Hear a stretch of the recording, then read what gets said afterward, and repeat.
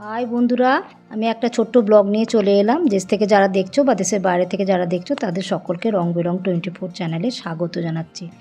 এই দেখো, এখন হচ্ছে বিকেল 5টা। এখন থেকে আমি ব্লগটা শুরু করে দিলাম।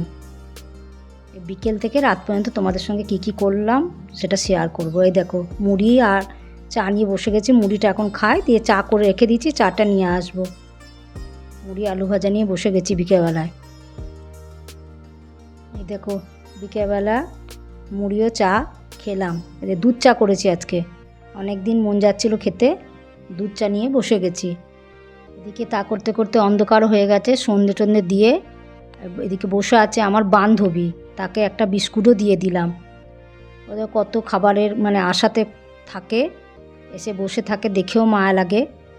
আমাদের এখানে এলে আমরা সবাইকে কিছু না কিছু দিই, রুটি হোক, বিস্কুট হোক, ভাত হোক, কিছু হোক না কিছু দিই আমরা। আমাদের দেখে খুব মায়া লাগে। পশু পাখিকে আমরা সবসময় খাওয়ানোর একটু চেষ্টা করি, যতটা সম্ভব হয় সেটা চেষ্টা করি দেওয়ার। যাদের বাড়িতে পশু আছে তারা তো জানোই পশু পাখি কত তাদের প্রভুভক্ত হয়। আমাদের এরা প্রভুভক্ত না হলেও আমাদের এরা খুব ঠান্ডা নিরীহ, ওই দেখে আমাদের দিতেও মন যায়, আমরা দিও, সকলকেই দিই। তোমাদের সঙ্গে অনেকবারই শেয়ার করেছি, আজকেও শেয়ার করি। রাতের ডিনারটা একটু শেয়ার করে দিই। এটা হচ্ছে সিমুইটাকে ভেজে দুধ দিয়ে চাপ করে করেছি, কাজু কিশমিশও দিয়েছি। আর এখানে হয়েছে কুমড়ো দিয়ে আলু দিয়ে তরকারি। কুমড়ো আলুর তরকারিটা রুটি দিয়ে খেতে খুব ভালো লাগে। কুমড়ো আলুর তরকারি আর সিমুই আর রুটিটা একটু রাত্রে করেই করব, খাবার আগে করব গরম গরম। তোমরা আমার ব্লগটা পুরো দেখো, কেমন লাগছে সেটা কমেন্টে জানিও।